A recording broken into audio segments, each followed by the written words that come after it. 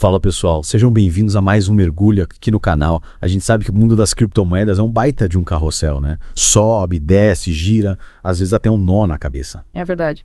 Quem acompanha o mercado cripto já deve ter percebido que os preços não param quietos, né? Uma hora estão lá em cima, outra hora despencam. Parece até brincadeira. Pois é. Mas o que muita gente não sabe é que esses movimentos, na verdade, não são tão aleatórios assim. Eles costumam seguir uns padrões que a gente chama de ciclos de mercado. É isso aí.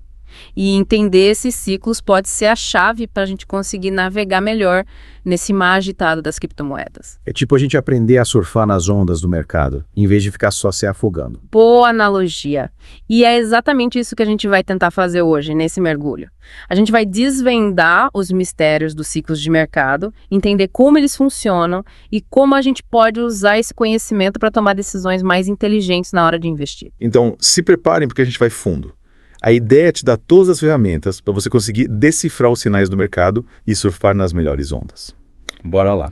Para começar, vamos entender o básico. O que são, afinal de contas, esses tais de ciclos de mercado? Simplificando, a gente pode dizer que os ciclos de mercado são os movimentos de alta e baixa que o preço de um ativo faz ao longo do tempo. Tipo, o preço vai subindo, subindo, aí chega num pico, depois começa a cair, até bater no fundo do poço e o ciclo recomeça. Exatamente. Isso acontece com todo tipo de ativo, não só com criptomoedas. Ações, imóveis, commodities, tudo tem seus ciclos de alta e baixa. Então, criptomoeda não é diferente, segue a mesma lógica. Isso mesmo. E o interessante é que esses ciclos, apesar de terem suas particularidades, costumam seguir alguns padrões que se repetem ao longo do tempo. Aí que tá a mágica da coisa. Se a gente consegue identificar esses padrões, já temos uma baita vantagem, né? Com certeza. Entender em que fase do ciclo o mercado está pode nos ajudar a tomar decisões mais assertivas, tanto na hora de comprar quanto na hora de vender. Mas é importante lembrar que não existe bola de cristal. A gente não consegue prever o futuro com 100% de certeza. É milagre, a gente deixa para outro departamento. Mas se a gente tiver o mapa, pelo menos, já fica mais fácil de navegar, né? Sem dúvida. E é esse mapa que a gente vai tentar desenhar aqui hoje. Beleza. Mas e aí o que causa esses ciclos? Por que o mercado fica nesse sobe e desce constante? Vários fatores influenciam, tanto internos quanto externos ao mercado. Por exemplo, o desempenho de um projeto, a adoção da tecnologia, a regulamentação governamental, a situação macroeconômica global. Nossa, quanta coisa. Parece que tudo influencia de alguma forma. O mercado é um sistema complexo, com várias variáveis em jogo.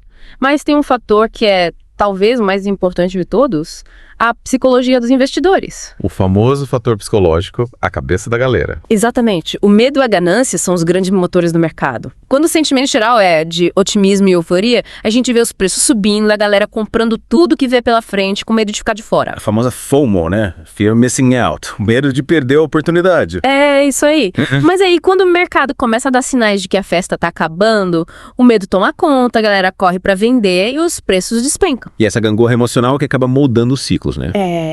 E para piorar, as baleias, que são os grandes investidores com muito poder de fogo, também influenciam bastante os movimentos do mercado. As baleias são tipo os tubarões do mercado, né? Com um único movimento, elas podem causar um tsunami. É uma boa comparação. Então, a gente tem um monte de fatores em jogo e cada ciclo tem suas próprias características, suas causas específicas e sua duração. Mas a gente consegue identificar alguns padrões, né? Sim, a gente consegue ver algumas similaridades entre ciclos, principalmente no comportamento do preço e do volume de negociações. E é aí que entra a análise técnica, né? Exatamente. A análise técnica nos ajuda a identificar esses padrões, entender em que fase do ciclo o mercado está e, com isso, tomar decisões mais embasadas. Show. Então, para ficar mais claro, vamos falar de cada fase do ciclo. A gente tem 4 fases principais, certo? Correto. A acumulação, a alta, a distribuição e a baixa. Beleza. Vamos começar pela acumulação. O que rola nessa fase? A acumulação geralmente acontece depois de uma queda significativa nos preços. É um momento de limpeza do mercado, onde os investidores mais experientes, com visão de longo prazo, começam a comprar os ativos que consideram estar subvalorizados, esperando que eles se recuperem no futuro. É tipo a galera aproveitando a promoção para fazer estoque. É isso aí. E como o volume de negociações é relativamente baixo nessa fase, os preços tendem a se mover de lado, sem grandes oscilações. É a calmaria antes da tempestade, né? Exatamente. E essa fase pode ser uma boa oportunidade para quem quer entrar no mercado com preços mais baixos. Mas é preciso ter paciência, né? Porque a acumulação pode levar um tempo. Sim, é preciso ter paciência e disciplina. A acumulação é um jogo de espera. Entendi. E depois da acumulação, o que acontece? Depois da acumulação vem a alta, o famoso bull market. A fase que todo mundo gosta, né? É a fase da euforia, do otimismo, onde os preços começam a subir de forma consistente e acelerada. A galera vê o mercado subindo e entra na onda, né? Exatamente.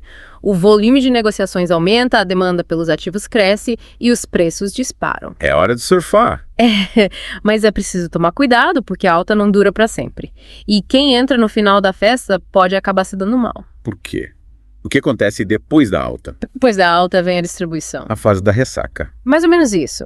A distribuição é o momento em que os investidores que compraram lá na acumulação começam a realizar seus lucros, vendendo seus ativos. Ah, entendi. A galera que comprou barato lá atrás começa a vender para embolsar a grana. Isso mesmo. E com o aumento da oferta, os preços começam a se estabilizar ou até a cair um pouco. E essa é a hora de ficar esperto, né? Sim, a distribuição é um sinal de alerta de que a alta pode estar chegando ao fim. E se a gente ignorar esse sinal? Aí a gente corre o risco de entrar na próxima fase. A baixa, o temido bear market. A fase do sufoco. É a fase do pessimismo, do medo, onde os preços caem de forma brusca e generalizada. Todo mundo querendo se livrar dos ativos, né? O volume de negociações diminui, a demanda desaparece e os preços desabam. E aí, o que a gente faz? Bom, a gente pode aproveitar a baixa para comprar ativos com desconto, esperando que eles se recuperem no próximo ciclo. É hora de garimpar as pitinchas. Mas é preciso ter estômago, porque a baixa pode ser longa e dolorosa. E tem alguma estratégia para a gente se proteger da baixa? Uma estratégia que muitos especialistas recomendam é o Dollar Cost Averaging, o famoso DCA. Explica melhor pra gente. O DCA consiste em investir um valor fixo em intervalos regulares de tempo, independentemente do preço do ativo. Tipo, todo mês a gente compra R$100 de Bitcoin, não importa se ele tá custando 10 mil ou 50 mil. Isso aí. Com o DCA, a gente tira a emoção da equação e diminui o risco de comprar no topo do mercado. Faz sentido. Aí a gente consegue identificar em qual fase do ciclo o mercado está só de olhar para o gráfico. A análise técnica nos dá algumas pistas, mas não é uma ciência exata. Existem alguns indicadores que podem nos ajudar, como as linhas de suporte e resistência, o MACD e o RSSI. Caramba, quanta sigla! Calma que eu já me perdi. Relaxa, a gente não precisa virar expert em análise técnica para entender os ciclos de mercado. O importante é ter uma noção geral de como eles funcionam. E falando em ciclos, tem um ciclo específico que a galera sempre comenta, que é o ciclo do Bitcoin, de 4 anos. Ah, sim, o ciclo do halving. O que é esse tal de halving? O halving é um evento que acontece na rede do Bitcoin a cada 4 anos, aproximadamente. Basicamente, a recompensa que os mineradores recebem por minerar novos Bitcoins é cortada pela metade. E por que isso é importante? Porque, com a redução da recompensa, a emissão de novos Bitcoins diminui, o que, em tese, torna o Bitcoin mais escasso. E com menos Bitcoin disponível, o preço tende a subir, né? É a lógica da oferta e demanda.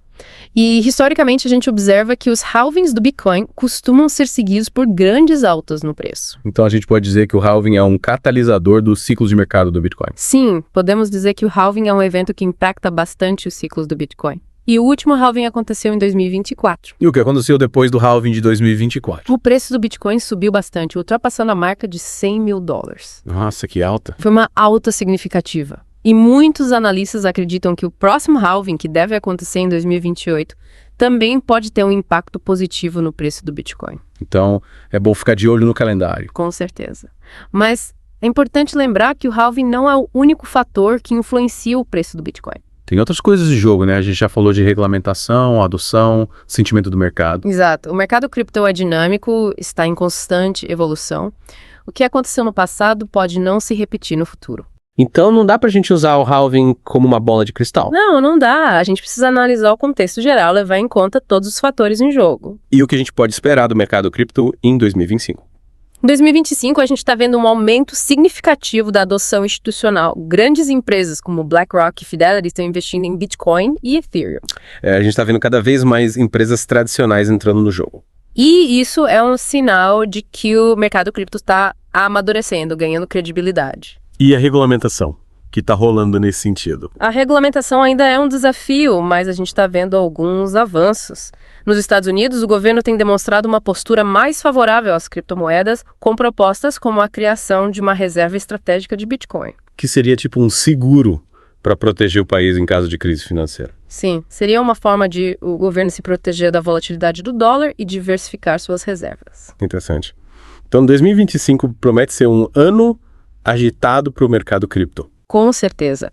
Com a crescente adoção institucional, a evolução da regulamentação e a proximidade do próximo halving do Bitcoin, podemos esperar bastante volatilidade e novas oportunidades. E aí, com todas essas mudanças, será que os ciclos de mercado vão continuar existindo? É difícil dizer com certeza, mas é provável que os ciclos continuem a influenciar o mercado cripto, mesmo que de forma diferente do que a gente viu no passado. Ou seja, a gente precisa continuar estudando, se informando para conseguir navegar nesse mar de incertezas. É isso aí. A educação financeira é fundamental para a gente tomar decisões mais conscientes e evitar cair em armadilhas. Show de bola! Então, para a gente fechar esse papo, qual seria o principal conselho que você daria para quem está começando agora no mundo das criptomoedas? Meu principal conselho é: estude, pesquise, não coloque todo o seu dinheiro de uma vez só, diversifique seus investimentos e tenha paciência. O mercado cripto é volátil, mas também pode ser muito recompensador para quem sabe o que está fazendo. É isso aí. Informação é poder, como diz o ditado. E antes da gente se despedir, fica uma provocação para você que está nos acompanhando. Sabendo de tudo que a gente conversou aqui hoje, sobre os ciclos de mercado, a adoção institucional, a regulamentação, o halving do Bitcoin, como você acha que vai ser o seu próximo ciclo no mercado cripto? Pensa nisso e use esse conhecimento a seu favor. E aí? Curtiu essa nossa imersão no universo das criptomoedas? Se você gostou de desvendar esses mistérios com a gente, não esquece de dar uma olhada nos outros vídeos do canal. Tem sempre um mergulho interessante te esperando. Já sabe, né? Se inscreve para não perder nada, deixa aquele like para dar uma força e compartilha com a galera que também está tentando entender esse mercado. Até a próxima!